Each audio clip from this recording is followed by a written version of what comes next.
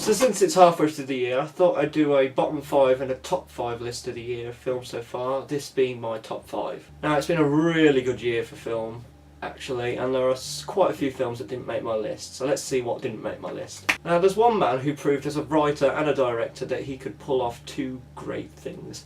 And Joss Whedon managed to create the impossible with The Avengers and managed to spin the horror genre on its head with The Cabin in the Woods. They're both highly entertaining blockbusters. There's hardly any problems with them that I can think of. They're both fun, over the top, and popcorn filled entertainment, but both of them didn't make my top 5. Another film that didn't make my top 5 was Jeffrey Lives at Home, which is by two directors who I really love their work. Cyrus was one of my favourite films of that year that it came out, and they managed to issue dark tones in a light, fluffy way, but not shine away from their subject matter.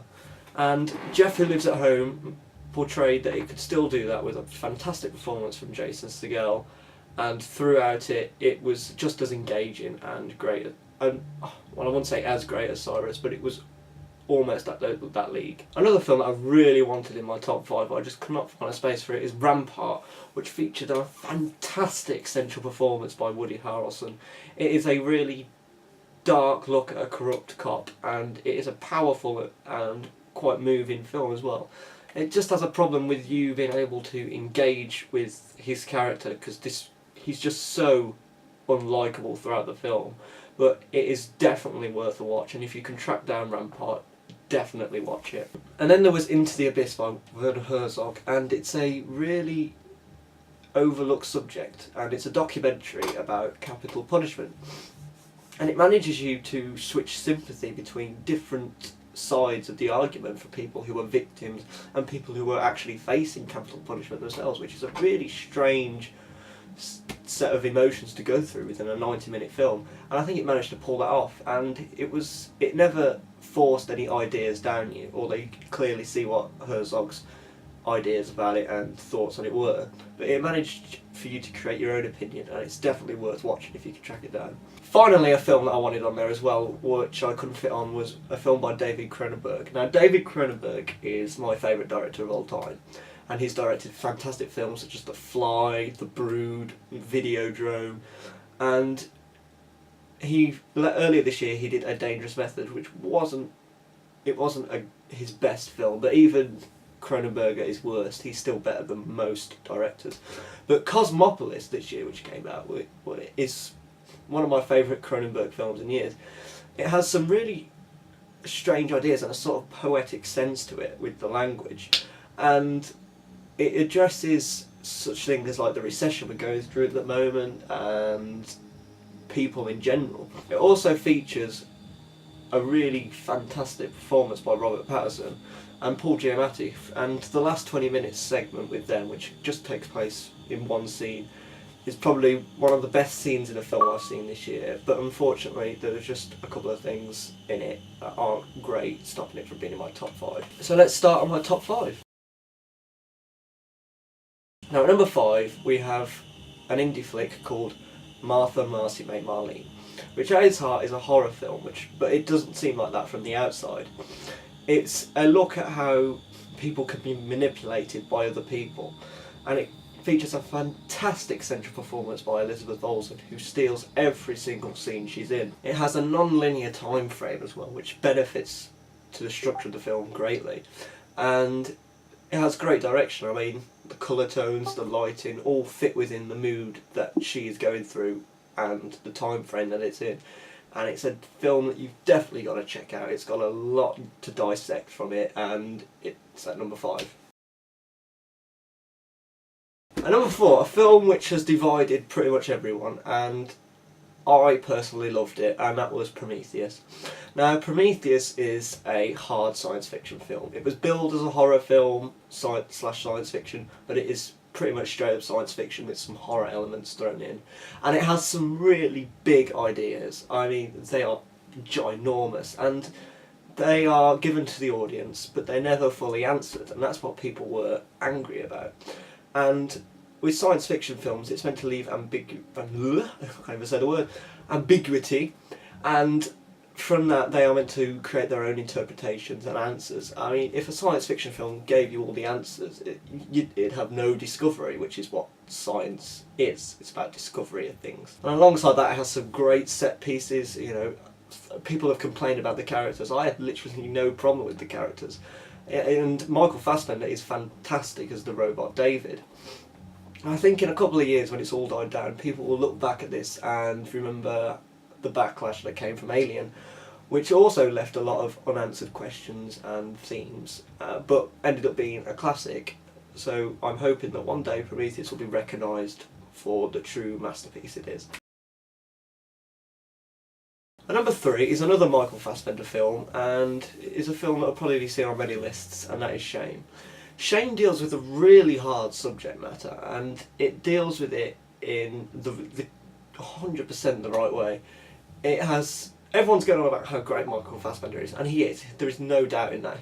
It's one of the best acting roles I've seen in years.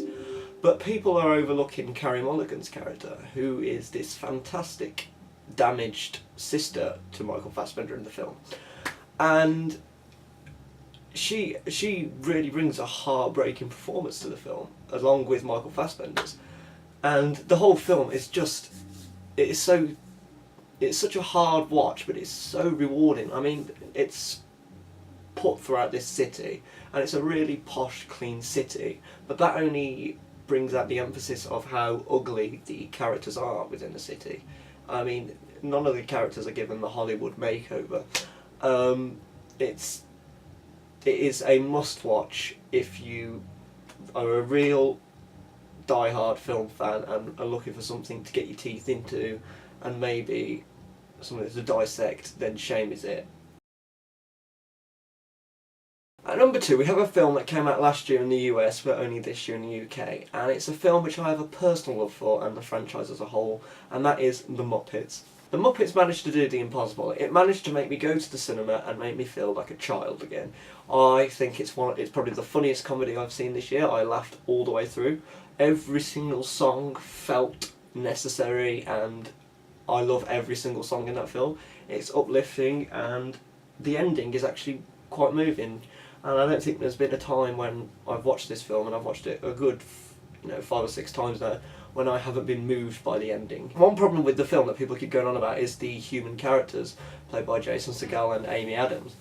But I think that they are just as great as the Muppets themselves. I mean, they are over the top and zany, which is what the Muppets are themselves. So through their performance, they are being human Muppets. I think if you haven't seen the Muppets, you're doing yourself a disservice. It's absolutely fantastic and uplifting, and you will, after seeing it, you will run out the cinema or your room or your living room with a skip in your toe. Now, number 1 is a film that I went in with relatively low expectations. I looked at the poster, I was waiting all week for it. It was a 2.5 hour long film, and I was like, oh god. But it's a foreign film called A Royal Affair, and it absolutely blew me away. I mean, it has fantastic performances across the board.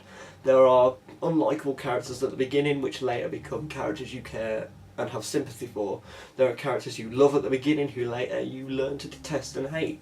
It has fantastic cinematography. Every shot is composed with such precision and artistic integrity that it just blows you away. And it's more than just a period drama of what it comes across. It has so many themes that are relevant today as well. And within that 2.5 hours, you are just swept along, and it is so beautiful and fantastically made. And it shows how film is an art form, and it's a film that you will look at before you go and you go, oh, but as soon as you come out, you will realise that a film doesn't have to be in English to be fantastic. A film could be silent and it can be fantastic. It changes, and this is an example of how a foreign film can just give you so much as you as if you would go to the cinema and see a English film.